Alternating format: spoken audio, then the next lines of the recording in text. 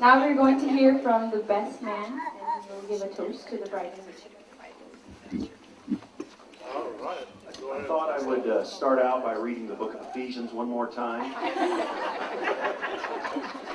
Just kidding. I am really, I'm so honored to be here. I have known Chad for well over 25 years, and, a lot of things, just haven't changed. Chad is just a person that's very, very steady. He's very consistent, and just has a really calming, a personality, and he's a great friend of mine. There's some things that have changed, though.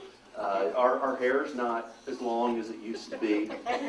We don't get in quite as much trouble as we used to. I remember where I really got to know Chad when we went to a junior high church camp, and we thought we had really reached the ultimate pinnacle of team competition when we captured all of the other competing teams' flags. We thought for sure we would shore up the competition that year. Come to find out, you only got points for memorizing Bible verses and keeping your cabin clean. That whole steal the flag pirate theme was just something we came up with on our own. But I'm so blessed that the Tungets family, and I know all of you feel this way, but for me personally, just that the Tungets family has just allowed me to be a part of their lives. I've hung out with them. I've gone on vacations with them. I've lived with them for a year, and Chad is not only one of my best friends in this world. He's like a brother to me. And growing up, Jimmy was like the way cool older brother that drove a Jeep and was on the football team, had the military background, and Charlotte's like a second mom to me, and Sam's like a second dad.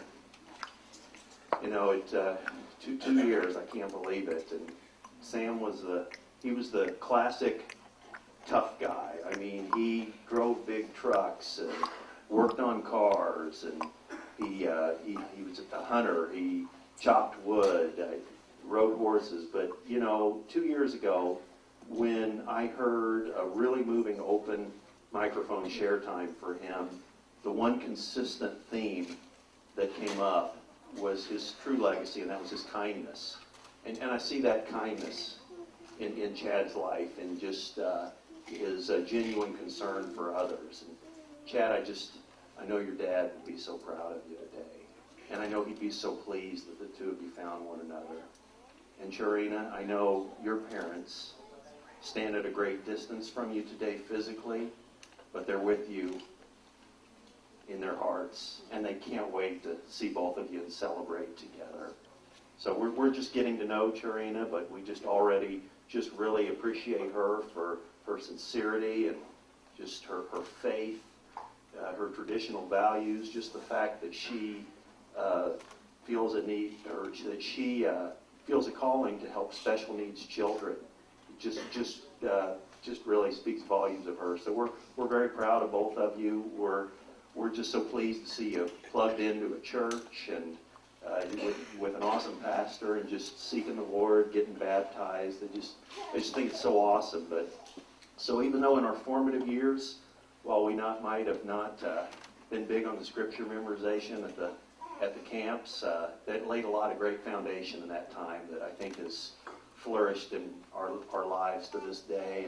And we've made up for a little bit of lost time on those verses. And a couple of them that come to mind today. One is Philippians 2:13, for God is at work within you, helping you to do what he wants. And the other is Song of Solomon 3:3, for I have found the one my soul loves.